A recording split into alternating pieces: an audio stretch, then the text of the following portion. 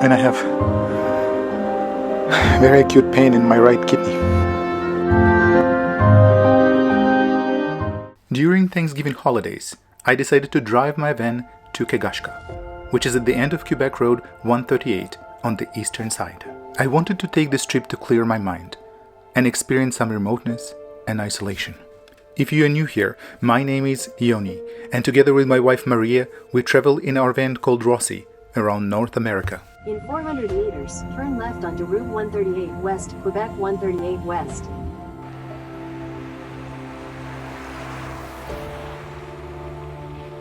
On my way, I pass some of the more amazing places that the northeast region of Canada has to offer, including the famous Baie-Sainte-Catherine to Tadoussac Ferry, which operates 24 hours every day of the week.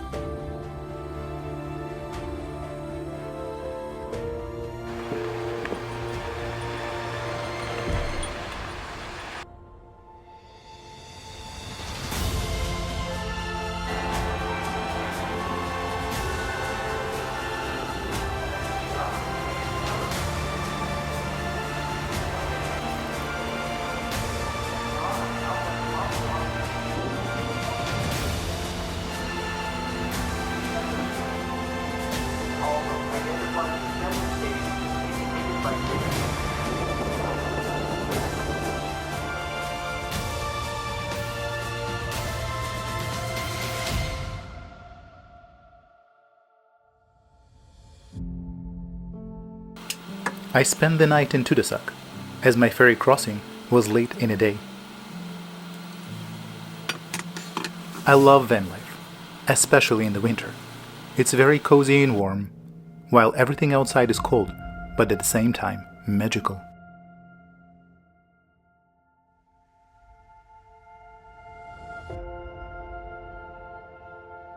Kegashka is a small settlement in the easternmost point of the Quebec North Coast region, and is home to about 70 people. This settlement was created in 1852 by Acadian settlers. Today, the residents of Kegashka make their living by fishing, mostly for crabs. Kegashka is also one of the 12 stops of the Belle-de-Gagne ferry that runs once a week from Blanc-Sablon to Rimouski. We have visited Kegashka once before, in 2017, when we were returning from our first expedition to Labrador in our Jeep Rubicon. Upon arriving to Kegashka, I found a beautiful spot a few minutes away from the village, right on the Gulf of St. Lawrence, next to an abandoned ship. I hiked for a few minutes and looked around the area. Everything was beautiful. I checked my Aurora app, and there was a good chance for northern lights to make an appearance. Once I returned to the van from my hike, I started feeling some discomfort in my right kidney. It wasn't a feeling I have ever felt before. Gradually, it intensified to pulsing searing pain, as if somebody was stabbing me in the kidney repeatedly with every heartbeat. I thought to wait it out. Then I called Maria to ask her what to do, and she immediately told me to go to the hospital. After going for a walk and filming the boat, I came back to the van, and I have very acute pain in my right kidney. I'm trying to lay down, trying to wait it out. I'm not feeling so well. And continuous urge, like I want to go to the bathroom. I'm not sure what to do. The nearest hospital, or even a pharmacy, is 2.5 hours of driving from here. I'm by myself. I'm gonna try to wait it out. I think there is like certain position, like a fetal position. That's when I get to, it feels a little better. Not sure what it is, some sort of a poisoning, food poisoning, or just cold. I'll see what happens. I am in an emergency room in Kegashka, and an ambulance is coming to pick me up. I will report back on my status when they release me or anything changes.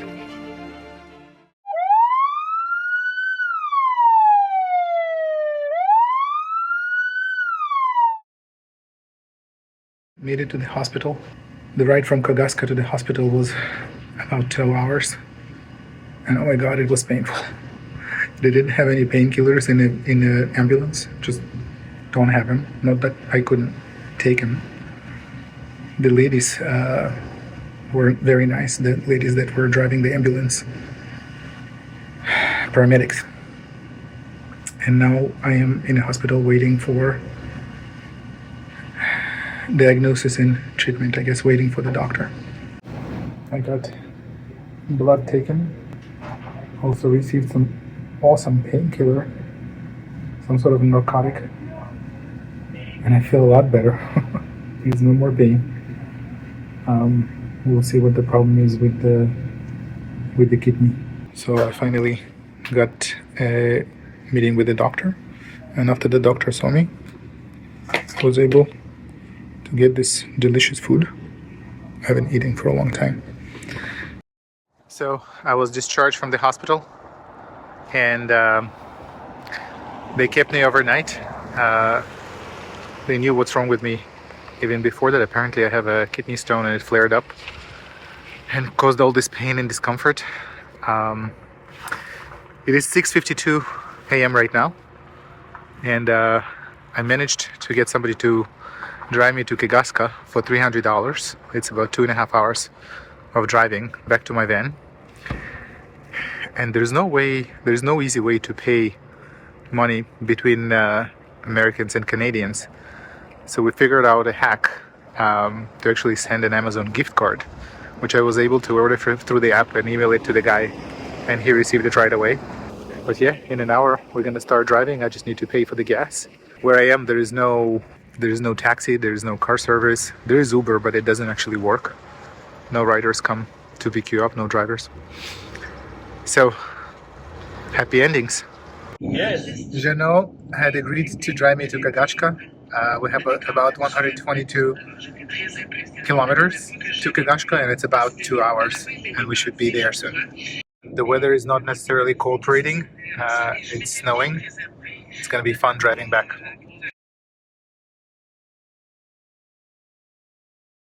Finally made it to Kegashka. Reunited with Rossi. We'll check that everything's working and keep going. After reuniting with Rossi, I decided to visit Gaspé Peninsula on the way home, since I was feeling a bit better and I was equipped with good pain meds. There is a ferry that goes from Godbout, Quebec to Martinique, Quebec, in the Gaspé Peninsula, which leaves at 5 p.m. The drive from Kegashka to Godbout is about 7 hours, and it is an extremely scenic route.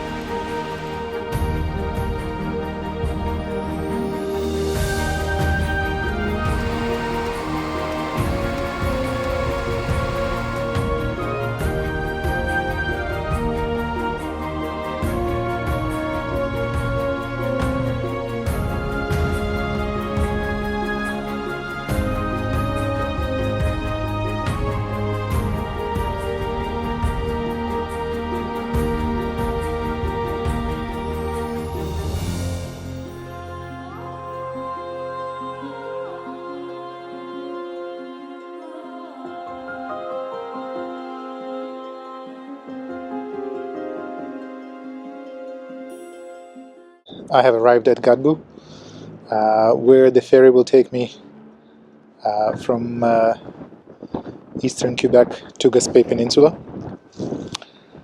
And the ferry leaves at 5. It's about 3 right now, so I have 2 more hours to wait, but they already told me to park in lane number 11. This is the ferry terminal, and the ferry will arrive over there once it arrives. Some trucks already here.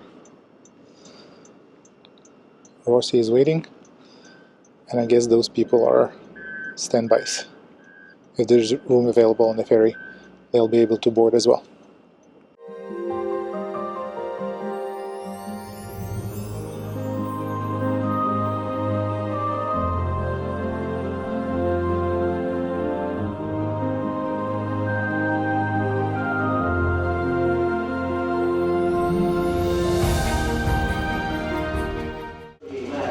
Made it to the ferry, and I'll show you around a little bit.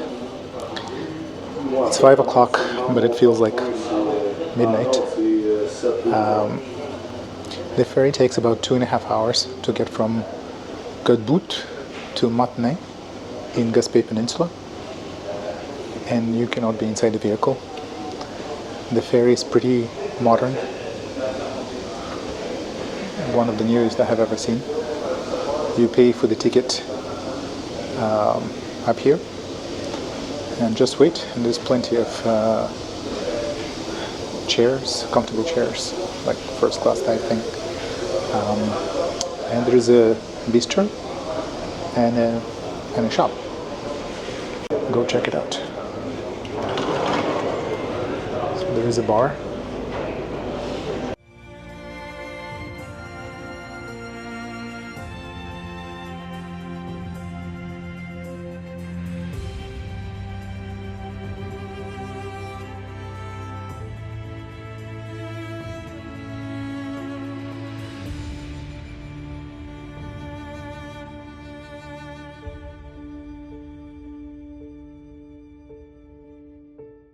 The ferry crossing took about 2.5 hours and deposited me in Matane on the northern side of the peninsula. I spent the night in Matane as it was already dark by the time I arrived.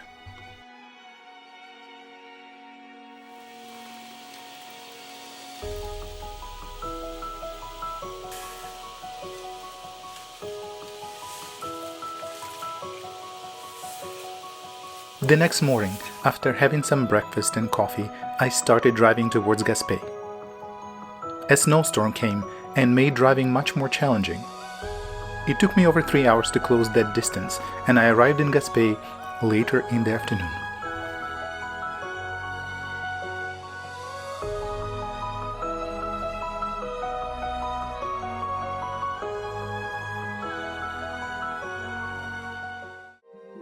Gaspé is one of the most beautiful cities in the Gaspé Peninsula. It is located right at the tip of the Gaspésie-Île-de-la-Madeleine region of eastern Quebec. Gaspé is home to about 15,000 people. It was incorporated in 1855 and historically relied on fishery for cod, lobster and shrimp as primary source of revenue. Gaspé's current vitality is rooted in a diverse economy. While the traditional fishing industry remains, it is now successfully supported by flourishing tourism and services sector.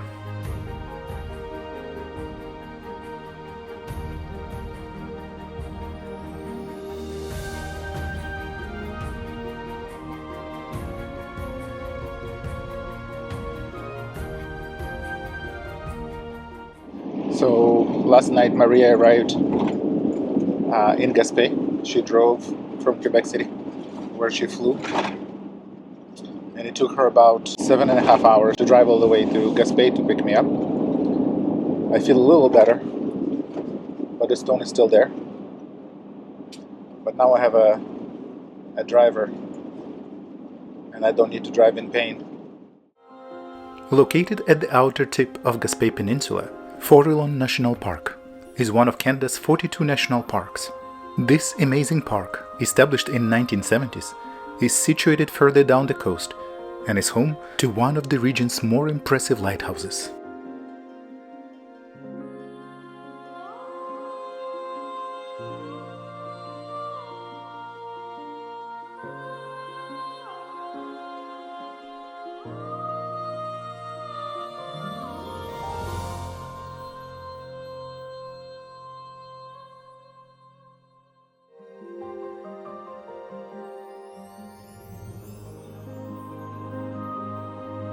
And finally, Percé.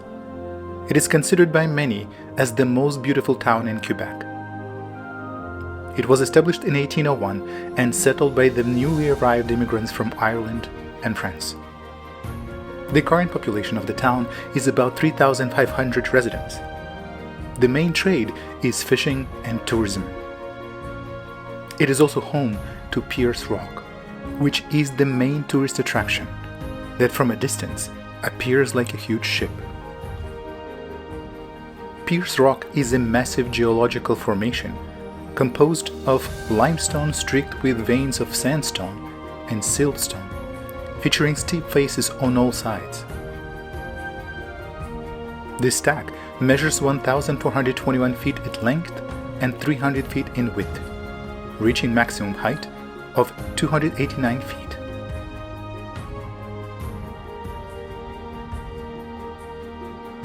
The rock's huge limestone formation is geologically dated to the Devonian period of more than 400 million years ago. However, it is only a small component of the large areas of Devonian rocks that occupy the interior that were first mapped in 1844 by Sir William Edmund Logan, known as the father of Canadian geology. After visiting 3 hospitals in a week and a surgery, my kidney stone was removed and I'm feeling much better and ready for a new adventure. Thank you for watching this video so far. Please check our other videos, and if you enjoyed, don't forget to like and subscribe to see more videos like this.